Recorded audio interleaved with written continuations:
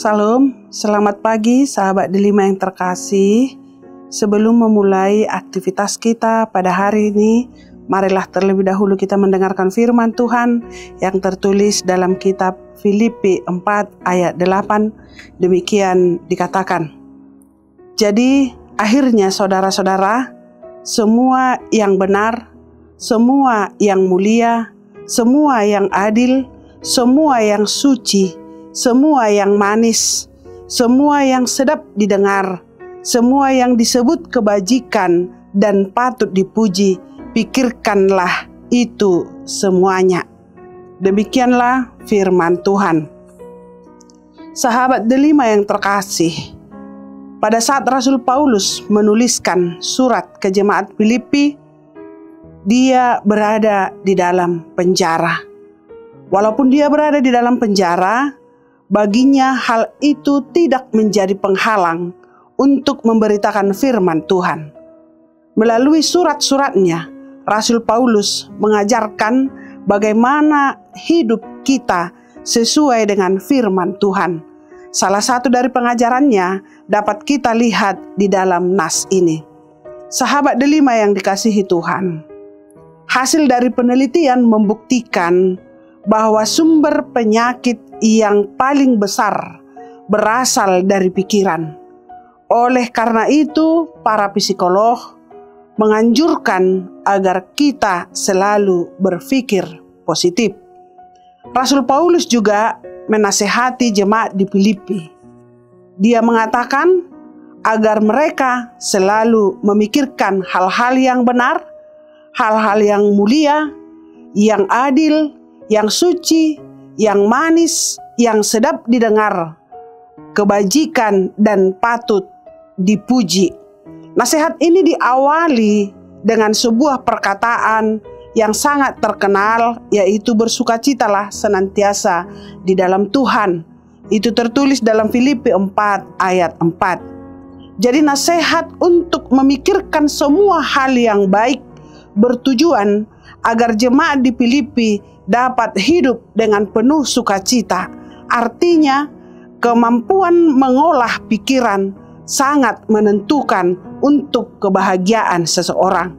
Sebab pikiran kita dapat mempengaruhi tindakan kita. Rasul Paulus tidak dalam keadaan baik-baik saja ketika menuliskan surat ini. Karena faktanya, dia sedang berada di dalam penjara. Alasan yang membuatnya tetap bisa bersukacita dalam keadaan sulit sekalipun adalah karena dia mampu mengolah pikirannya. Dia tidak menyalahkan Tuhan atas apa yang dialaminya. Dia tidak pernah menyalahkan Tuhan atas keadaan yang dialaminya. Sebaliknya, dalam keadaan sulit sekalipun, dia mampu memikirkan kebaikan-kebaikan Tuhan yang telah dia alami dan yang telah dia terima dari Tuhan. Sahabat Delima yang terkasih, setelah kita mendengarkan nats ini, ada beberapa hal yang perlu kita pelajari dan yang perlu kita hidupi di dalam kehidupan kita sehari-hari untuk menjalani hidup kita supaya menjadi hidup yang berkenan di hati Tuhan. Yang pertama, marilah kita memelihara pikiran kita. Mengapa? Karena pikiran kita dapat mempengaruhi perkataan, tindakan, dan perilaku kita dalam menjalani kehidupan ini. Kita diingatkan melalui nats ini supaya kita selalu memikirkan hal-hal yang baik.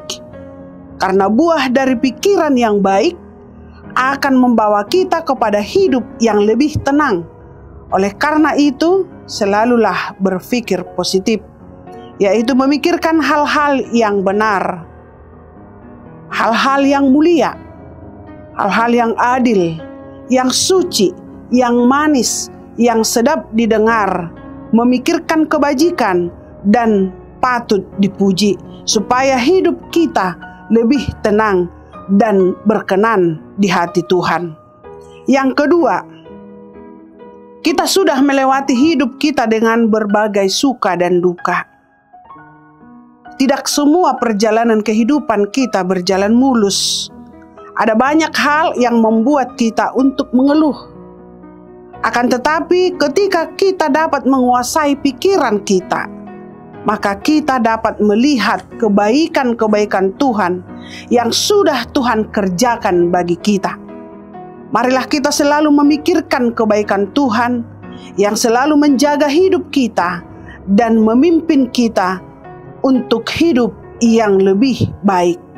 Pikiran yang bersih akan menghasilkan tindakan yang bersih, perkataan yang bersih, juga perbuatan yang bersih. Demikian juga dengan sebaliknya, pikiran yang kotor akan menghasilkan tindakan yang kotor, perkataan yang kotor, dan juga perbuatan yang kotor. Oleh karena itu, peliharalah pikiranmu dan fikirkanlah hal-hal yang baik. Peliharalah pikiranmu. Mintalah kekuatan dari Tuhan melalui Roh Kudus-Nya, supaya hidup kita menjadi hidup yang berkenan di hati Tuhan. Amin.